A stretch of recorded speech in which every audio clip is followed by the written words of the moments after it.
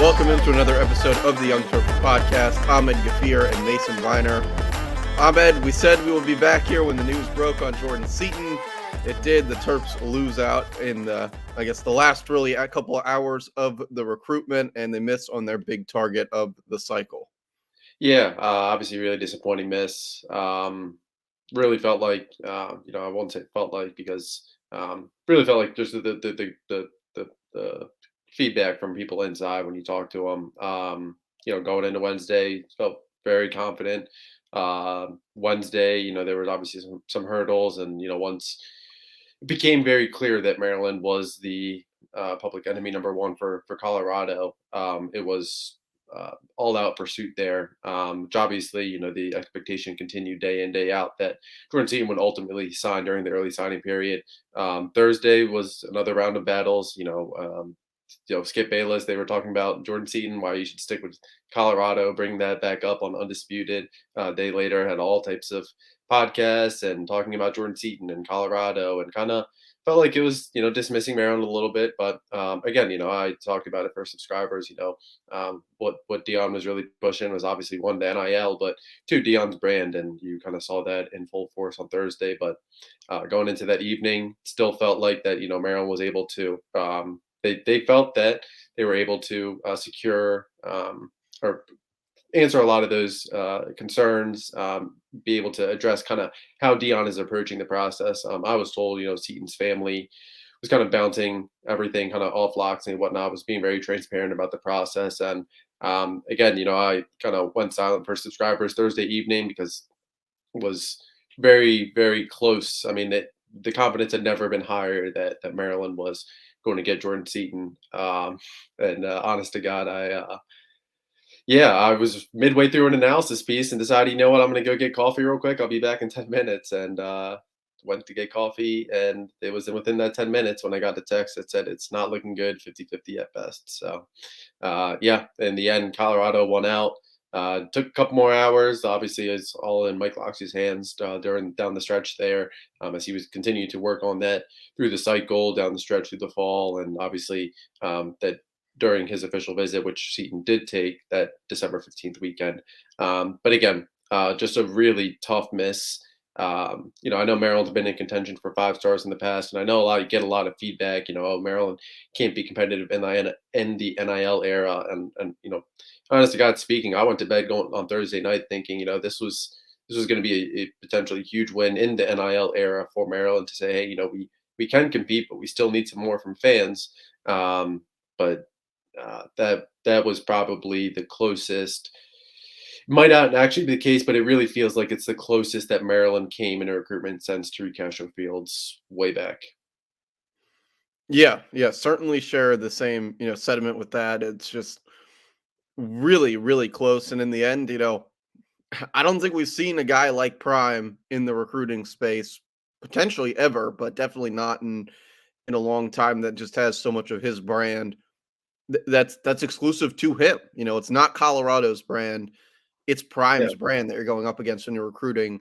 And I really had a lot of confidence in Locks going down the stretch, and just to say Maryland was that close. I mean, it's Yeah. like getting to the 1 yard line and not getting the ball in the end zone. Yeah. It was, I mean, unless someone else describes it to me otherwise, it really feels like that because all the intel, I mean, it was like definitely felt like that. But again, it was, very quiet down the stretch that last week.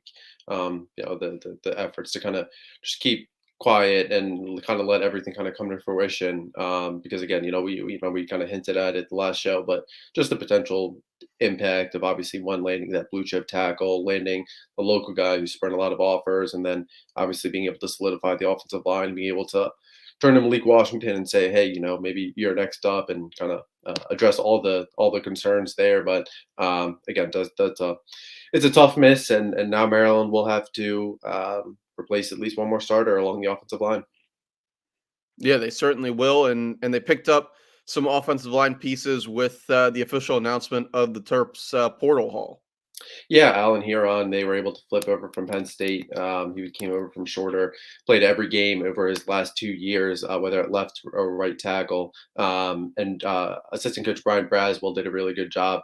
He has a good, strong connection with Huron's camp. So Huron was able to take a last minute official visit to Maryland, and confidence was kind of going through the week that Maryland was able to pull off the flip.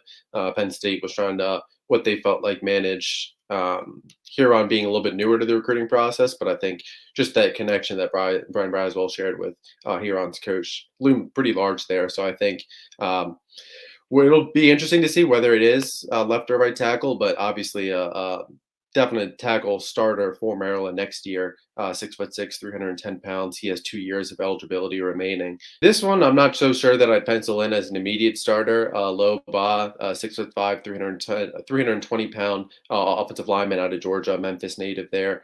He inked with Maryland as well. He took an official visit. I believe it was December 14th.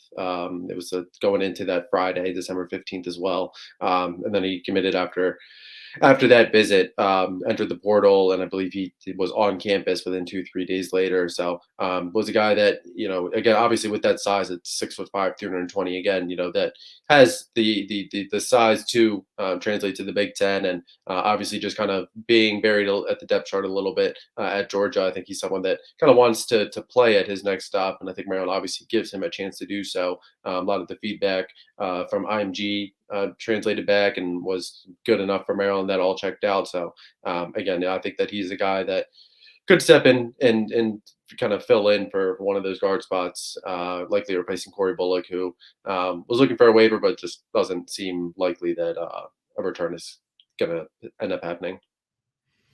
Yeah, and that kind of leads us to our next topic here, which is now looking at this offensive line. Obviously, DJ Glaze gets the Senior Bowl invite that he was looking for. That there was some confidence there that he may be back, but I think that that opportunity now in the NFL is solidifying for DJ here down the stretch. Where is Maryland looking, or how are the Terps looking up front for next year? Yeah, I mean, I don't think. I mean, I was the one that said that. I felt pretty confident in Glaze coming back, and I don't really think. I again was pretty transparent that the possibility of moving along the offensive line would help elevate his draft stock. Glaze even said it himself this week during bowl media practice or bowl media ahead of practice. I believe it was on Tuesday, the day before signing day. So he was a guy again, a guy that could have shifted inside if Maryland landed Seaton, then that probably solidifies the left side of the line there. But I think kind of with that tackle spot, Glaze likely probably having to be that tackle again next year. I think he's a guy that kind of takes advantage of that opportunity and accepted that Senior Bowl invite on Saturday evening, became the second Terp to do so alongside safety Bo Braid there. But in terms of the offensive line, again, you're looking at least one more starter from the portal, probably a tackle. There's some confidence in Kyle Long, obviously, with what he was able to show. I believe he was able to play in 7 8 games this year. Actually, excuse me, I believe it was all but 2 games this year, started in two. But he was nicked up in a couple.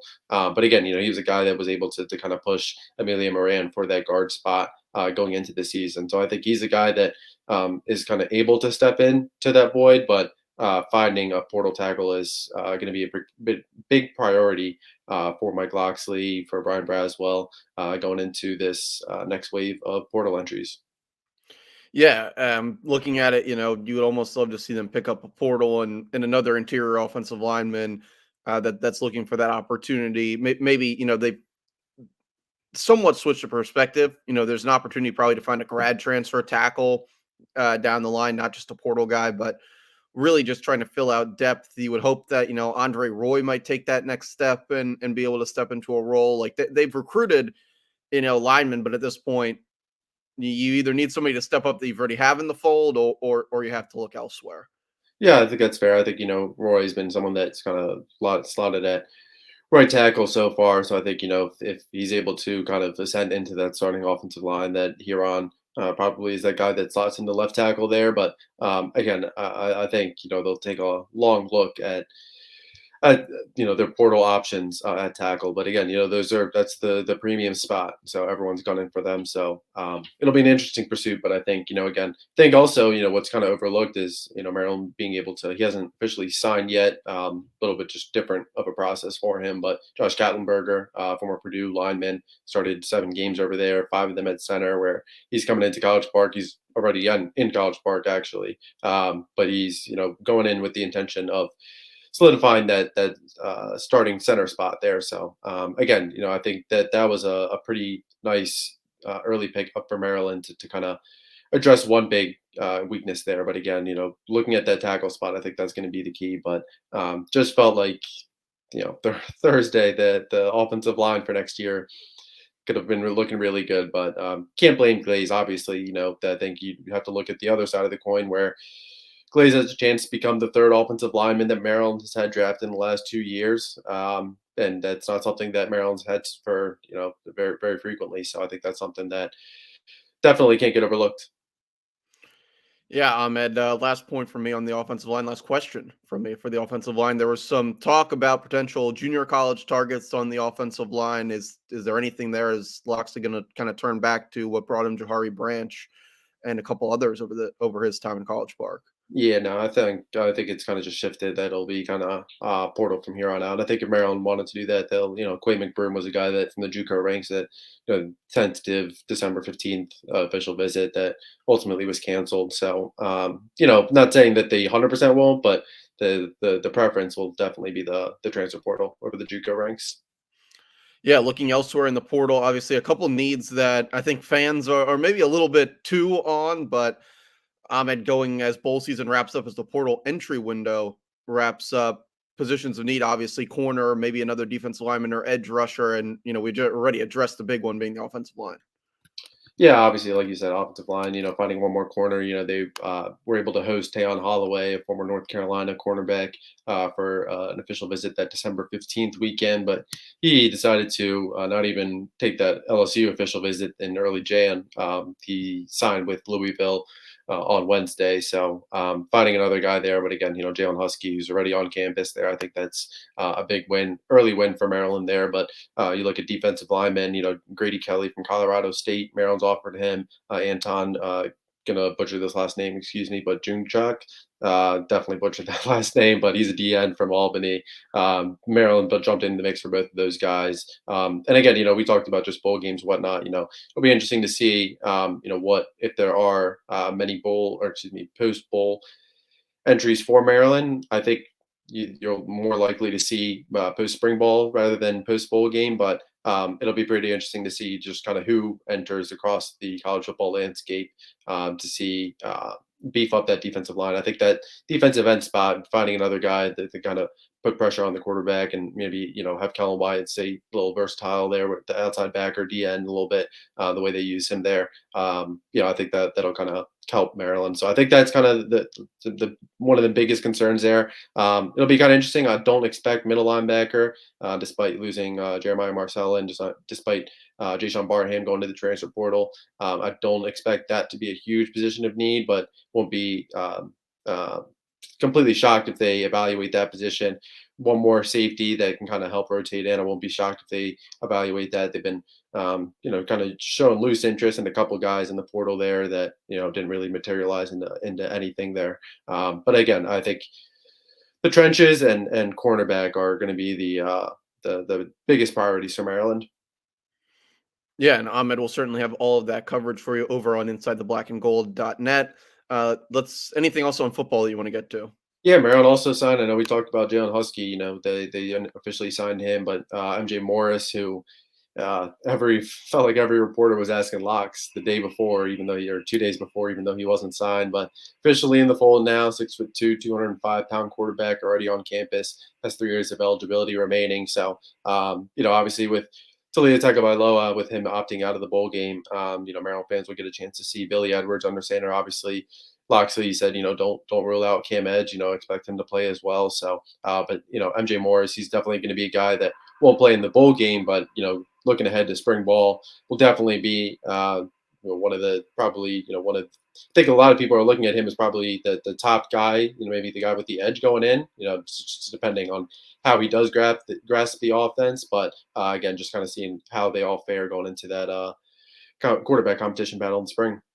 Yeah, I'm excited to see Cam Edge. For those of you that have been listening to the pod a long time, we had him when he was first committed to Maryland here on the podcast. So I'm looking forward to seeing him get his shot. Obviously a guy that came into Maryland when he was only 17 years old. So now after the redshirt year and this year under his belt, a lot of people have this job sold to MJ Morris going into it. I don't really think that's going to be the case. I think we're going to see some competition between Billy Edwards, Cam Edge, and MJ Morris going into spring ball. So it's going to be an interesting one with QB competition back in, but it won't be. The name slips my mind. The Oklahoma State transfer that Maryland brought in during the Randy Etzel Dax time Garman. that everybody thought would jump the gun. Dax Garman.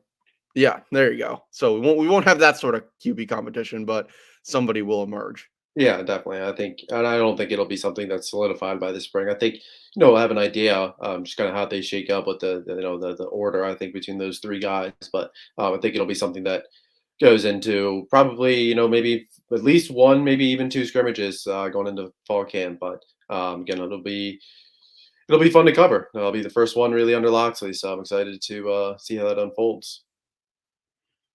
Yeah, over on the basketball court, the Terps pick up a much needed win. Only a quad three win though over UCLA, and Jamir Young put on quite the show the other night. Yeah, I mean, it was really the Jamir Young show. Really did everything for Maryland. Finished with the career high 37.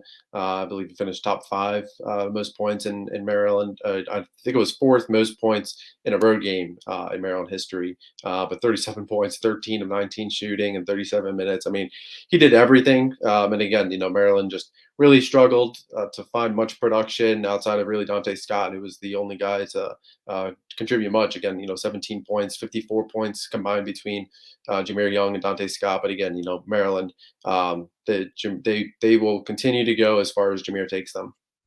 Yeah, the Terps do not pick up a single bench point in the game. Juju Reese also only adds a single point, getting into foul trouble, eventually fouling out of the game. Caleb Swanton Roger comes in the game and picks up 3 fouls in the snap of a finger.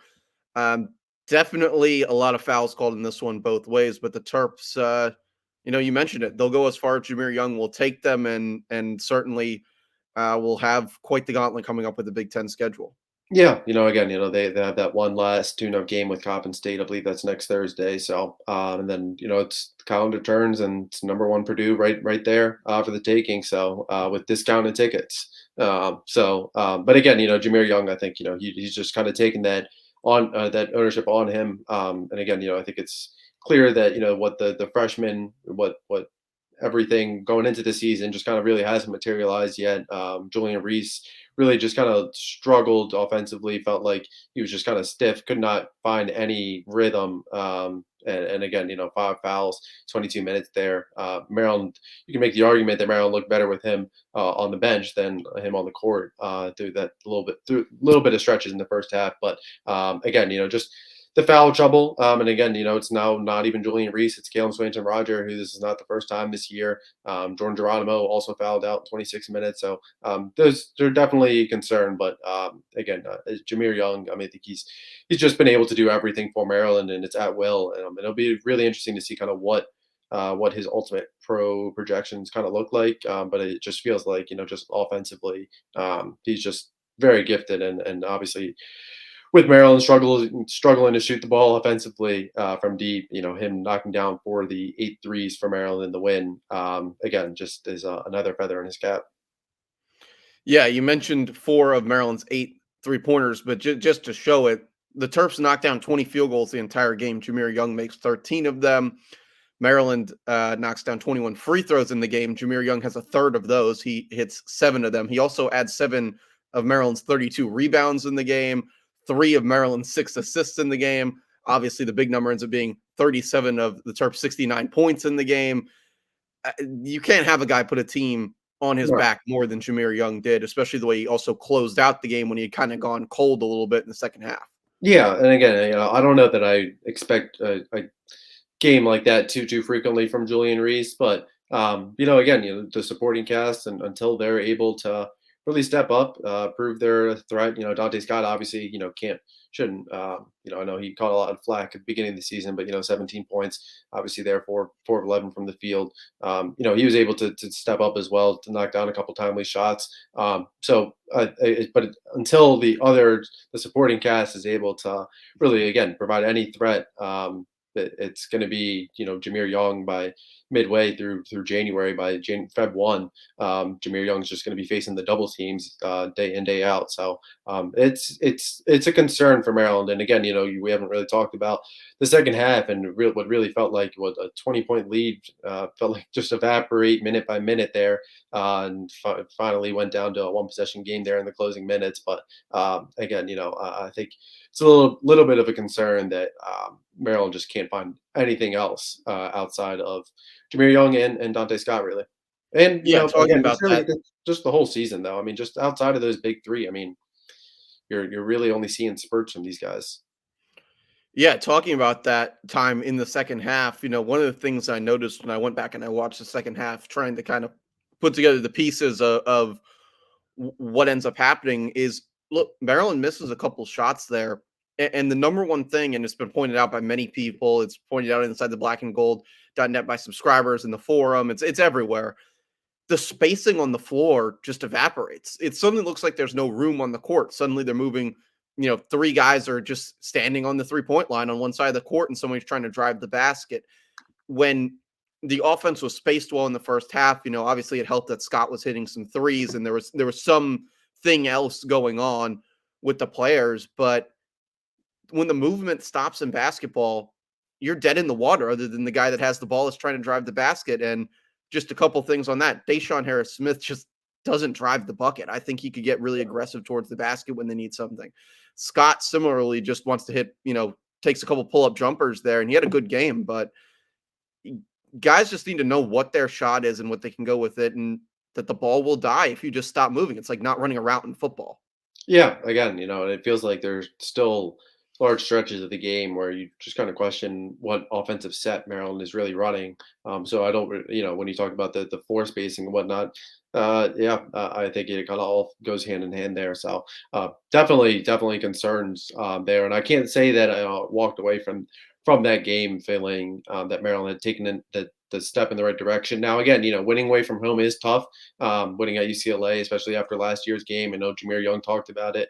I think can't overlook that, but just the picture as a whole is just very bleak. And you kind of think back, beginning of the month, Kevin Willard kind of looked to that 3 game stretch at home, saying, "Hey, this is kind of when we expect to really hit our stride," and it just hasn't happened yet. So we'll see. They get one more tune up against Coppin State at home, and then it picks back up. But just seeing, again, what from the freshmen, just for trying to figure out their rhythm, but just clearly is not there just yet. No, and just to play the other side of it, because I agree mainly with what you think, but it is good to see some of the wins. The win over Penn State, again, not really great wins, but a win in Big Ten play there to win last night, something that Kevin Willard's teams haven't been able to do. They lost those games earlier to Davidson and UAB. So overall, you do have to take away the positive, and you mentioned it that they did get a road win over a a brand name program that's Yeah. now has a losing record, which is unbelievable after losses. I guess go back a week for UCLA, they lost to Northridge, California, Northridge, and Maryland at home, which has got to be a bad look over in Westwood. And look, it's a positive that Maryland wins any road game, in my opinion, just given the last couple years. But the number one team in the country is coming in, and you can't sell the game out. That is just a bad look. I was thinking about that. When I was a student, I've talked about on the pod, when my 4 years, no bowl game, no tournament appearances. Uh, but even then, winter break, um, I remember Maryland ran promos for like the wall, but it would be like $10 tickets for parents of students or friends of students. Like I would get tickets for my friends and stuff like that, and we would go. And um, I don't know that, but that was just for the student section because again, it's winter break. I don't know that. I remember Maryland having to run promos for the general admission. Again, it's the number one team, and again, I'm all for kind of eating the cost a little bit and just kind of recreating the atmosphere. And I think that's sometimes one just being back in that just kind of helps move create that again. Because I mean, let's be frank, that hasn't even been remotely the case in Xfinity this year. It just has not happened yet. So it is definitely disappointing to see, but hopefully Maryland's able to pull out another win, and there's just some level of optimism with winning, was it 7 of 8 into the last 8 games, but we'll see. Also would say that if Maryland's able to pull out that Purdue win, you don't have to worry about promos in the future, but game by game. Yeah, I'll, mention kind of my story with that is it's just I can't even really fathom that they're running promos like this. I go on Instagram and I see ads for Maryland basketball tickets Yeah, because obviously I follow a lot of Maryland stuff on social media. Facebook, same thing. Twitter, the same thing. I mean, the fact that I'm seeing those for the number one team in the country, and it's not, like a fluke number one team. Purdue has played arguably the toughest schedule in all of college basketball to this point. They've lost one game. They just beat Arizona. Like they're a big name at this point, power program. The Maryland also beat in a great atmosphere at Xfinity last season. But it just makes you think of the days where, Duke or North Carolina or any team in the ACC or even any team in the Big Ten when Maryland was, the number two team in the country when they played Wisconsin in Melo Trimble's yeah, freshman year. And it was like the toughest ticket around to get into the building for that game to where we are now is just, it's crazy. It's insane. And it's ugly. That's a bad look for Maryland athletics. And there's got to be some people looking at this right now on the inside, just, shaking their head that's where they are. That's where they've put the program. yeah. I mean, again, I agree. You know, but also, make the argument again. I know Willard talked about that opening stretch that the Asheville tournament is was something that Turgeon had scheduled, and it was just kind of he inherited it, so it's not something that he could really deal with. And as a result, the home schedule, and obviously the home and home with UCLA being away this year, the way the home schedule kind of set up. But again, I just think the lack of buzz in year two is the drop off has just kind of been a little bit alarming. But again, Maryland's coming off that UCLA win, be able to be Coppin State again. You're able to maybe generate some momentum and just kind of again. I go back to just kind of recreating the atmosphere a little bit and be able to kind of build off that. And maybe fans are more incentivized to create it again, for the later matchups. So, but we'll see. So, again, day by day. Yeah, there's time to right the ship, and obviously there's a huge opportunity to get that ball rolling in the right direction. One more tune-up for Coppin, and then we're all basketball here on the pod after that. So Yeah, it's going to be hopefully there's some wins to talk about because the full football offseason at that point. it gets real ugly when there's not. It's not fun to talk about when there's not. It's not fun to listen to. I'm sure for the people that listen Yeah, when it gets ugly. it's. I'm not sure that I want to recreate, the second half of the Danny Manning era. So let's just let's stay positive here. Yeah, we certainly will try and do that, but it would help if some guys could start making some shots out on the court. Ahmed will be back on the pod later this week. Full bowl preview: Auburn and Maryland from the Music City Bowl. Ahmed's heading down to Nashville. I'm still thinking about it, like a lot of Terp fans are. Getting down there and a great opportunity to get a win over an SEC program and a pretty much a prime bowl spot. I was looking at the bowl schedule this morning, and Maryland. I mean, they're right there, ABC, middle of the day on the 30th. So great Yeah. opportunity for Loxley and company to continue to build their brand and pick up a third straight bowl win. Ahmed, anything else to add? Yeah, I think, obviously, I'll be down for flying down Tuesday. So we got practice Wednesday, Thursday, if I'm not mistaken. So I will be at both. And yeah, if you don't see me at practice or you don't see me at the bowl, I'll probably be at Mother's in West Nashville. So looking forward to seeing all the Terps fans down there. Yeah, it should be a great time. Great city to catch some time around New Year's Eve. Ahmed just mentioned I'll have all the coverage on the bowl over on InsideTheBlackAndGold.net. Make sure to subscribe to the site over there. Subscribe to this podcast where you get it. Give it a thumbs up where you can. And as always, thanks for watching. Thanks for listening. Have a great holiday season.